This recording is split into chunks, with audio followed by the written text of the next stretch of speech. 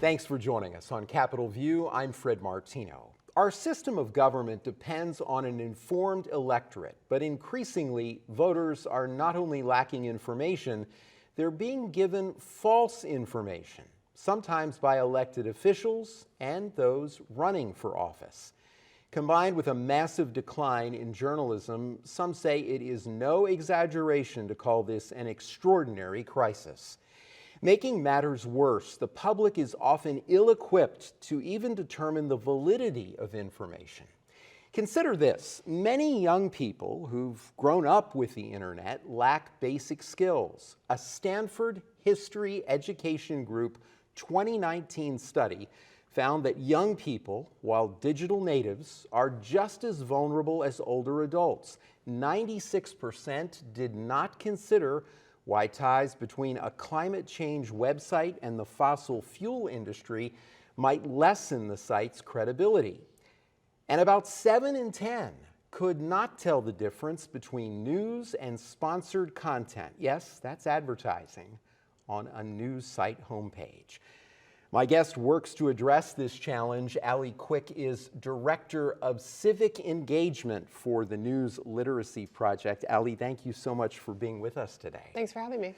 That information was on your website, so it's part of the kind of talking points for your organization, and powerful they are. I was surprised at those numbers, even though I had heard a lot about a lack of media literacy or news literacy.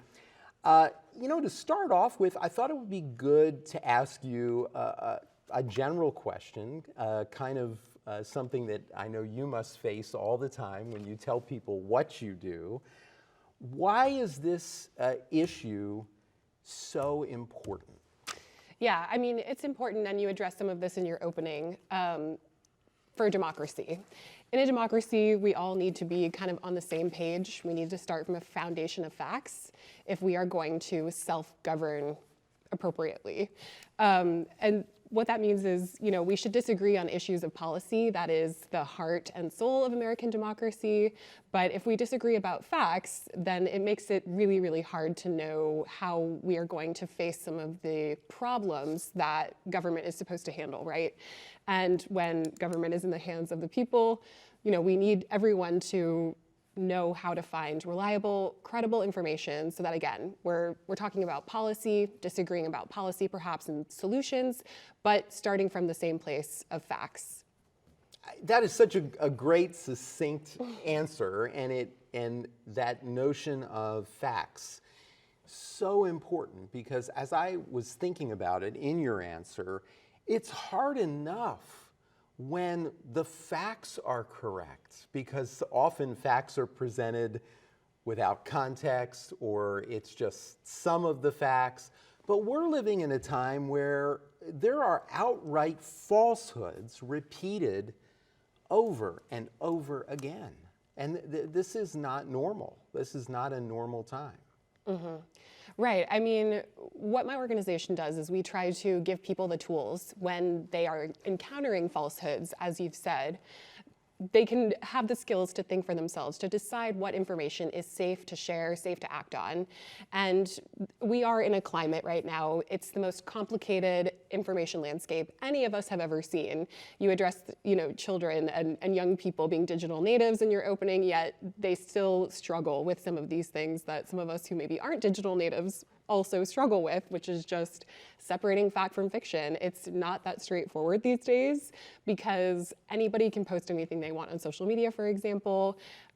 Falsehoods are everywhere on the internet. Yeah. And, things are changing all the time. So we try to teach people these really foundational skills so they can evaluate for themselves, what's reliable, what's safe to share. Let's get into the nitty-gritty of that. As I said, your group is the News Literacy Project. That's the name, and you have a great website. If people search News Literacy Project, they'll come to it. Mm-hmm. How did it start? And let's talk about some of the activities that you do that advance this notion of news literacy. Sure. So we were founded in 2008 by a Pulitzer Prize-winning journalist named Alan Miller. He previously wrote for the LA Times. Basically, he went and talked to his daughter's middle school class and told them, what journalists do, and kind of had this career day moment where he was telling these kids, like, here's what I do as a journalist, and here's what journalists do, and here's what journalism is. And he realized that, this is not part of curriculum in many public schools, that journalism is so central to civics, right? To this governance, this democracy idea we kind of opened talking about, yet many of us, unless we are journalists or we know or love a journalist, we don't know how it works. And therefore, why should we trust journalists if we don't know what they do, if we don't know who they are, if we don't know the ethics that they operate with, or any of these things? So the News Literacy Project, Alan founded to kind of answer those questions, to help people understand what is news. Why is news so central to American democracy? Why are they, considered watchdogs, journalists? So that's the founding story.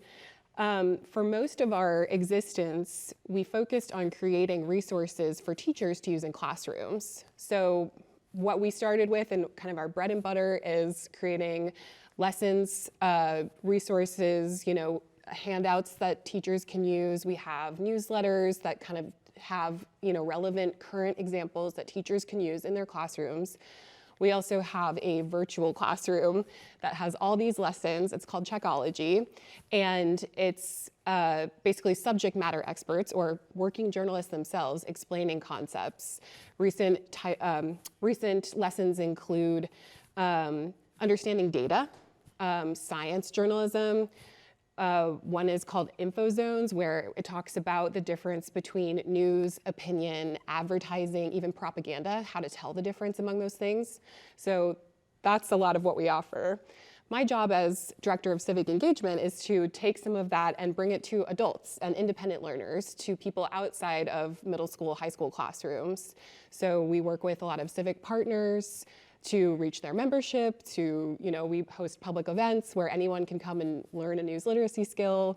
So yeah, we're doing. And if teachers are watching, it's fascinating to me that this is how this started, because I can recall many years ago speaking to young people, and in this case, we're talking about college students, and being surprised to hear that many of them did not draw a distinction between a blog and the New York Times, or something that they saw on social media and NPR, National Public Radio was what it was called. Now they just use NPR. Of course, we have an NPR station here. Speaking of NPR, this is another thing that I noticed from your website, a recent NPR PBS Marist poll. And this is very interesting that many people recognize this as a problem. This poll found that 6 in 10 people said that it is hard to identify false information on social media. Give us a sense of how social media has worsened this problem because falsehoods spread so quickly and so widely. The thing about social media is that anyone can publish on social media. So news organizations use social media to reach people, and they, follow standards of journalism, ethics, things like that. And so the information that they're sharing on social media is fine, right? At the same time, any person can post whatever they want on social media. And so that is great, for so many reasons, and I would never say that that's a bad thing, but we need to, for all of us, consumers of that information and that content, to be able to, again, have those skills to decide for ourselves what's safe to share, what's safe to act on, what's credible and accurate. And, social media, not a bad thing. Sharing information is a great thing. It just requires us to be sophisticated news consumers. Yeah, discerning. Basically. Yeah, Discerning. exactly. Yeah. So that's what we need.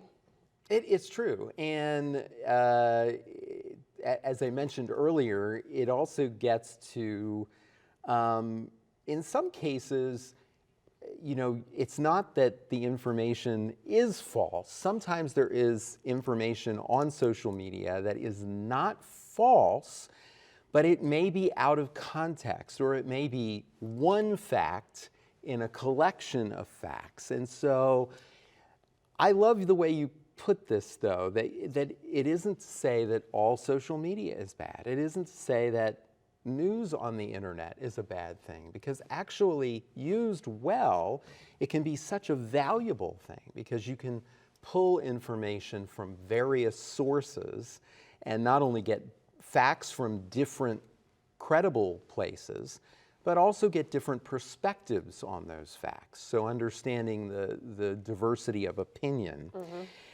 At the same time, the advance in technology does raise some major concerns. One of the scariest things I've seen recently are so-called deep fakes. For folks who've been watching this, they may have seen a story about this on PBS or on another network. This deep fakes are, for those of you who are not familiar with this term, videos that use the voices of public figures that are manipulated to say things that they did not say, or in a way that they did not say them, slowing it down, speeding it up.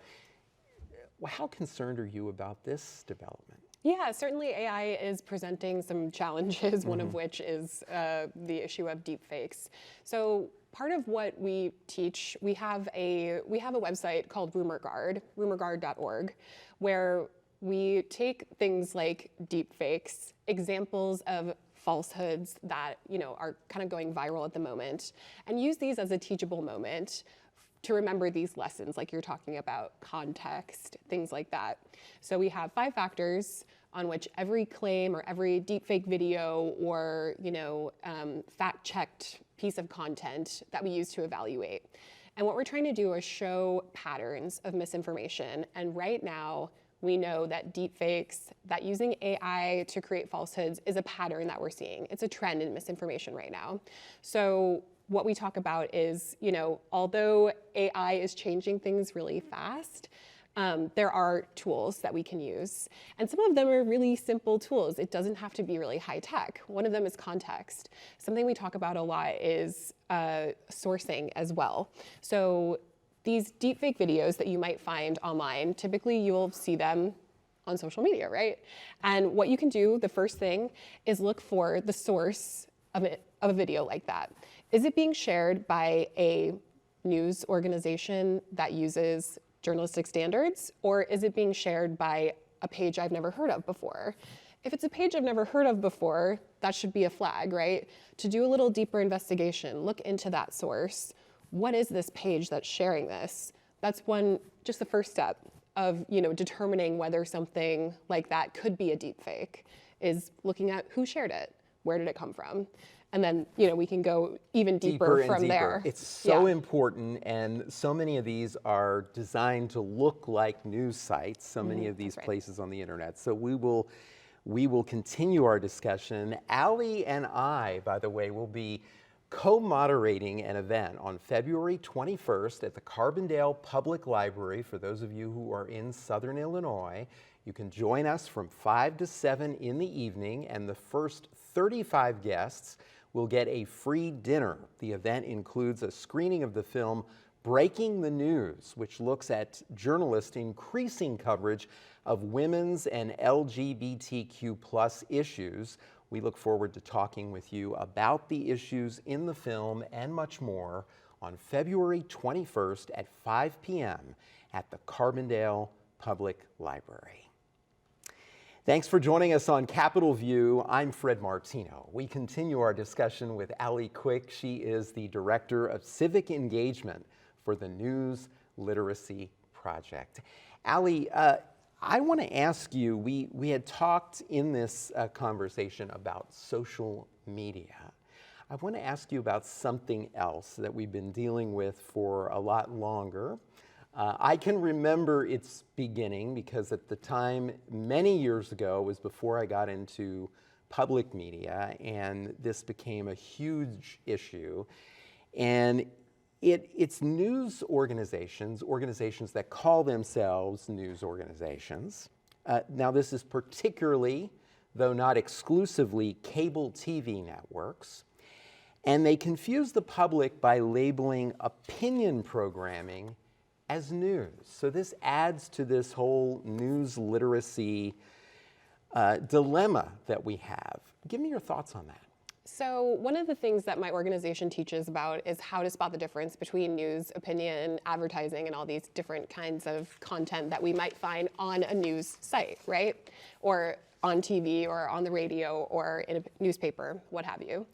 Even if things are not labeled necessarily opinion at the top of a page or whatever, there are ways that you can tell. There are, some really basic things. We talk about, aside from using the phrase opinion or the word opinion to label content, sometimes you might see something like analysis or perspective, something like that. These are all words that journalists use to indicate, like, I've done some of my own interpretation here, and so what you're seeing may not be, what's considered a straight news story. It might have some opinion in there. Or maybe there are things that are supposed to be facts, but they're not attributed to anyone constantly. That's another one that I see all the time. And that could be an indication that something is somebody's opinion, the author's opinion, rather than, if it's not being cited anywhere. And, we think that opinion journalism, certainly has a place in quality journalism. It's a really important part of the journalistic tradition. And so, again, it's important that as more opinion is kind of making its way into news programs and, we're finding news in different ways, right?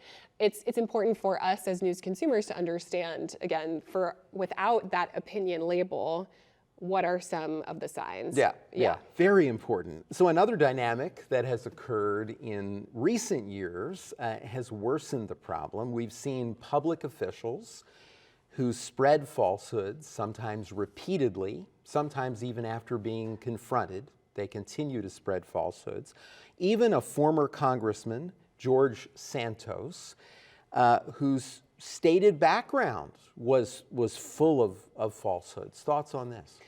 I think that the George Santos thing in particular shows the importance of local journalism. Yeah. There were local journalists who dug into his background and were able to kind of break that story and tell us, hey, some red flags here. Yeah. So for me, and from a news literacy perspective, the important and interesting thing about that is again, that importance of local, investigative, strong watchdog journalism. Mm-hmm. And, that's part of what makes our work kind of difficult and I think really important right now is that a lot of local newsrooms are facing hard times, that, there isn't as much political local journalism as there once was. And even newsrooms disappearing all over the country as well. Yeah, so I think that in particular shows the importance of having that strong watchdog press to look into these things for us. Well, we are once again, as you know, in a presidential election year, and the News Literacy Project website points out that foreign adversaries, quote,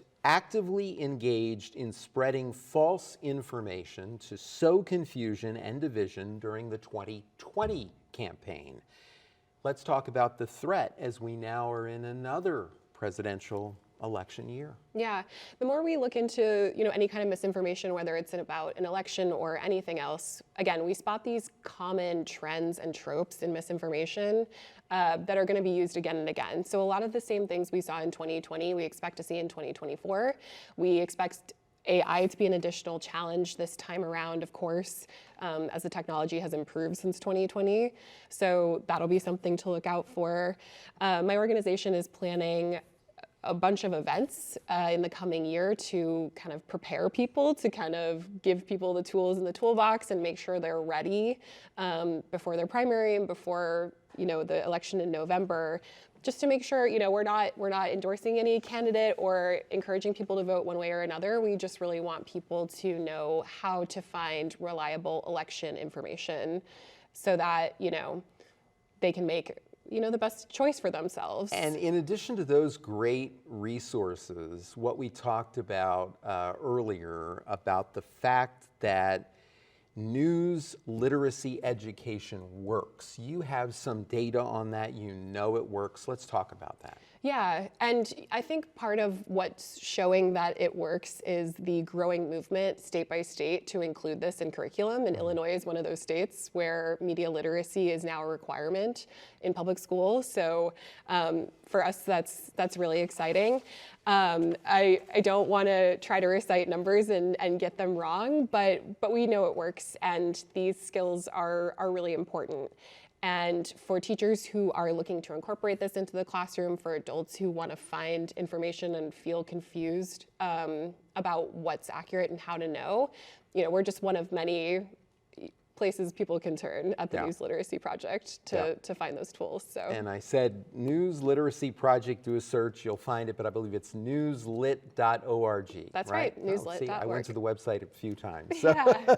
Well, our event in Carbondale that is coming up February 21st, and we'll have all the information for you coming up, is going to deal with another part of restoring journalism, and that is creating a space for diverse voices. This is all part of the, getting all of the information out there as well.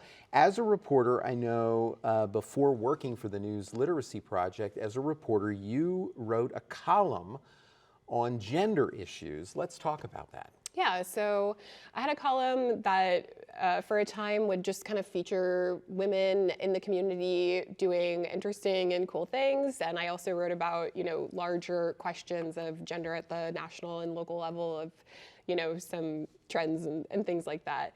But, part of what we're dealing with in news right now and in a lot of industries is that trust is declining in some, traditional journalism, for example, as well as other institutions. And we think that with greater representation comes more trust. And there has been a long history, a long legacy of marginalized people not seeing themselves represented in news coverage, whether that be women or gender nonconforming people, people of color, et cetera.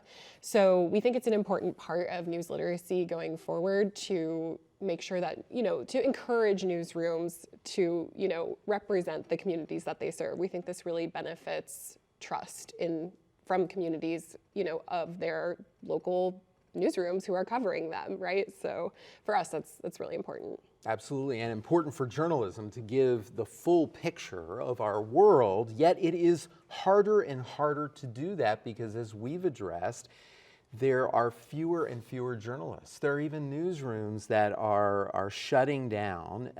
This has been such a concern around the country that in Illinois, a task force was assembled by the governor's office recently, and the task force issued a report asking for legislative efforts, including state tax credits, to help stem the layoffs and the closures in journalism. How do you see this situation and maybe some solutions as we close? I think that, tax credits are one part of many different potential solutions. A couple of weeks ago, we had a panel discussion in DC at the National Press Club that we hosted as part of our National News Literacy Week, where we invited people who are working in solutions to the local news crisis. And it was a fascinating discussion that talked about everything from business model to that tax credit to, whether there should be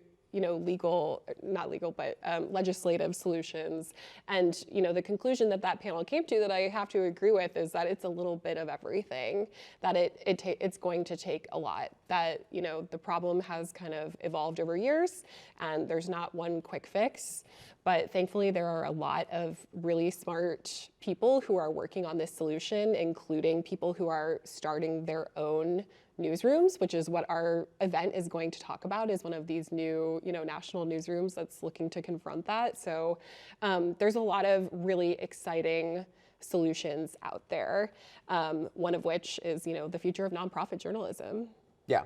And of course, we're in this boat. We, for full disclosure, of course, we are at WSIU dependent on donations from the public. And it's very interesting because in the commercial world, while that had never been a tradition, it is now very commonplace that there is philanthropic support even to commercial newsrooms. and a whole organization, Report for America, which I was a part of in a previous public media job, where we received a Report for America grant to hire a journalist. So there's reason for hope here too, right? Oh yeah, yeah. There are a lot of organizations like that that are really trying some innovative things, and we just need the money to do it, right? We need the money. And thank you for being with us today to start this conversation. My guest was Alee Quick. She is the Director of Civic Engagement for the News Literacy Project. Alee and I will be co-moderating an event February 21st at the Carbondale Public Library. We hope you'll join us 5 to 7 in the evening. The first 35 guests will get a free dinner. The event includes a screening of the film Breaking the News, which looks at journalists' increasing coverage of women's and LGBTQ+ issues. We look forward to talking with you about the issues in the film and more February 21st, 5 p.m. at the Carbondale Public Library. Thanks for joining us on Capitol View. I'm Fred Martino. Have a great week.